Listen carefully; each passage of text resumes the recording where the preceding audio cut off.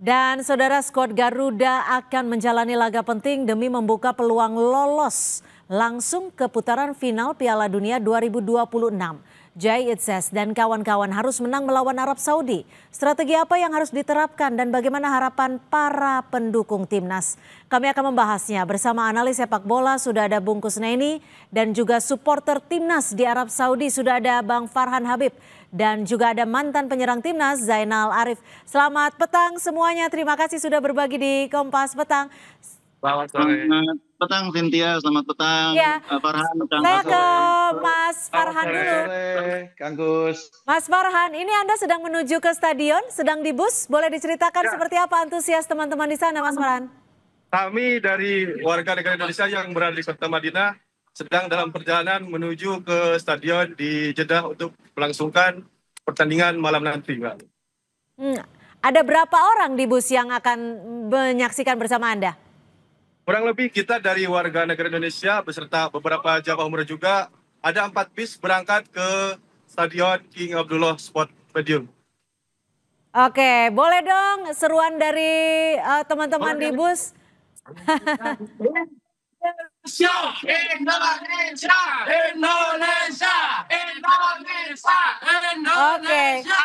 Baik, ini jadi ada 4 bus yang akan menuju ke Stadion King Abdullah. Apa saja yang dibawa di sana untuk ikut menyemangati tim kita? Kita menyiapkan beberapa atribut. Gimana, Pak? Ya, apa saja atribut yang dibawa, Mas Farhan? Kita membawa bendera dan beberapa atribut untuk perbaikan suasana di stadion nanti. Oke, sebelum kita lanjutkan saya mau coba ke Mas Bungkus Neni dulu. Bungkus, kira-kira apa yang bisa Anda baca nanti? Kira-kira formasinya akan seperti apa di lini tengah dan juga lini belakang yang dibungkus? Iya, kalau kita melihat bagaimana pertandingan uji coba bulan September lalu, saya melihat ada semacam gambaran bahwa Coach Patrick Kluivert akan mengubah sedikit permainan timnas dengan bermain dengan formasi 4 pemain belakang ya. Akan bermain dengan formasi 4-3-3 atau 4-2-3-1 karena kemarin di pertandingan terakhir itu dia memainkan Kevin Dix berduet dengan Jai Itzes. Biasanya kan Coach Kluivert bermain dengan 3 back di kualifikasi putaran ketiga. Kali ini pakai 2 back tengah plus back kanan back kiri. Sepertinya itu adalah semacam gladi resik ya, uji coba bermain dengan formasi 4 back untuk pertandingan sebenarnya kali ini. Nah, kalau bermain dengan formasi 4-3-3 atau 4-2-3-1, maka kita akan memiliki opsi yang lebih banyak sebetulnya. Karena di samping di belakang ada banyak pilihan, di tengah juga akan membuat lini tengah lebih kuat. Karena selama ini biasanya Joy Pelupesi ini kadang-kadang kurang support dari pemain lain, bertarung sendirian di lapangan tengah. Nah, dengan bermain dengan 4 pemain belakang, 2 gelandang tengah nanti akan ada Joy Pelupesi dan ada opsi menambah 1 gelandang tengah lagi yang mungkin akan diisi oleh Ricky Kambuaya karena kebetulan Nathan Chuaon kan dicoret dari tim. Nah, ini akan membuat lini tengah kita lebih kuat, lebih mampu mengimbangi agresivitas para pemain tuan rumah Arab Saudi yang pasti akan bermain sangat ngotot untuk berusaha menang. Jadi dengan formasi dengan 2 pivot di tengah, kita akan memiliki lini tengah yang lebih kuat, yang lebih mampu bersaing dengan lini tengah Arab Saudi. Nah, kan kita juga dapat informasi bahwa Verdong tidak akan diturunkan dalam pertandingan ini. Lalu strategi apa yang sekiranya akan disiapkan oleh Kluivert? Tapi usai jeda kita akan membahasnya. Tetap bersama kami di Kompas Petang.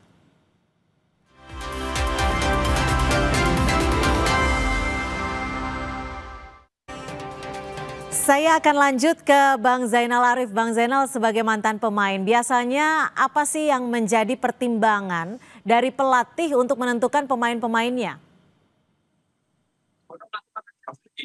Iya, terima kasih. Biasanya para pelatih itu melihat bagaimana di official training ya, di pertandingan sebelum bertanding akan melihat bagaimana kebugaran si pemain tersebut dan akan menyesuaikan juga taktikal apa yang akan diturunkan.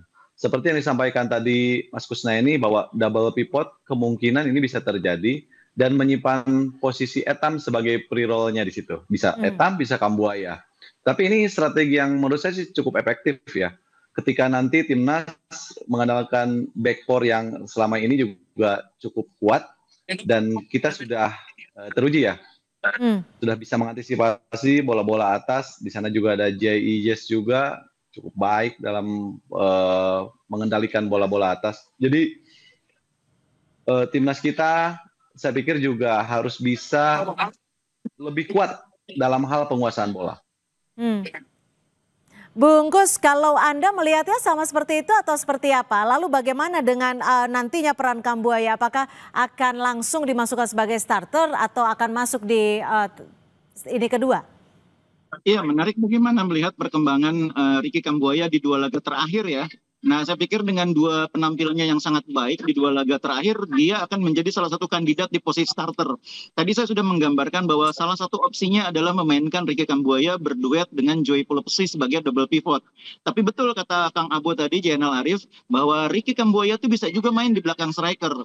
Dan bisa menjadi pemain yang efektif karena punya kemampuan mendobrak pertahanan lawan. Nah, kalau Ricky Kambuaya main di posisi sebagai second striker, di posisi di belakang striker, maka Tom Haye yang akan berduet dengan Joy Pelopesi. Nah, kalau misalnya Verdong sudah pasti absen, kalau misalnya posisinya digantikan oleh Dean James, maka Dean James akan main back kiri, Ragnar sebagai wing kiri.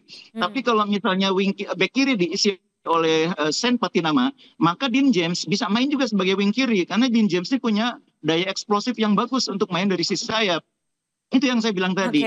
Patrick Kluivert sekarang punya banyak opsi karena memiliki banyak pemain dengan kualitas yang bagus dan bisa saling mengisi. Kelebihan tim ini dibanding tim yang bertemu Arab di kesempatan yang lalu ketika kita menahan imbang, sekarang ini lebih lengkap materinya. Oke, lalu kalau ini apakah termasuk mengganti posisi Verdong? Ya, Verdong kan sudah pasti nggak main. Makanya pilihannya yang saya bilang tadi. Kalau mau back kiri yang eksplosif, bisa mainkan Dean James. Tapi kalau mau back kiri yang kuat bertahannya, mainkan Sen Patinama. Dean James bisa main sebagai wing kiri untuk menambah daya dobrak di depan. Ada Dean James di kiri, ada Miliano di kanan, strikernya Ole. Atau strikernya Zylstra kalau misalkan Ole belum fit. Jadi kita punya banyak opsi sekarang ini dengan pemain yang karakternya berbeda-beda. Oke, jadi menurut Anda Ole akan langsung diturunkan ya? Lalu bagaimana dengan Orat Mangun dan juga Sananta? Oleh seperti yang saya bilang tadi, kalau kondisinya fit, dia mungkin akan dimainkan sebagai starter karena kita butuh dia. Dia sudah membuktikan diri sebagai pemain yang produktif, 3 gol dari 4 pertandingan. Tapi kan semua ditentukan pada saat latihan terakhir, kondisinya seperti apa. Nah, kalau Oleh tidak siap main sejak awal kan bisa main nanti di babak kedua. Bisa main dulu misalnya Mauro Zylstra. Nah, ini saya pikir alternatif yang kita punya sekarang yang akan membuat kita ini lebih kaya variasi taktik. Oke, Mas Farhan, kalau Anda berharapnya starter 11-nya ini pemainnya siapa saja yang diturunkan, Mas Farhan, dari sisi fansnya nih, supporter?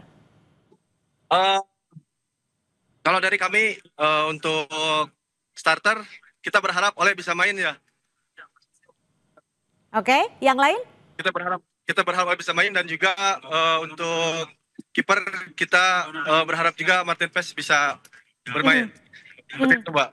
Formasinya yang Anda harapkan seperti apa nih, Mas Farhan? 4-3-2. 4-3-2. Anda yakin dengan formasi itu bisa menjadi kekuatan bagi timnas Indonesia ya? Insya Allah yakin. Oke. Mas Zainal, kalau kita tahu Anda sebagai mantan pemain penyerang timnas, bagaimana sih sebenarnya kualitas penyerang depan yang dimiliki timnas saat ini menurut Anda? Ya, tentu sosok Ole ya, yang selama ini juga tidak butuh validasi lagi. Dia sudah mencetak 3 gol, dan harapan sih dia bisa diturunkan, tetapi high risk juga ya. Kalau diturunkan dari menit awal, dia udah lama cedera.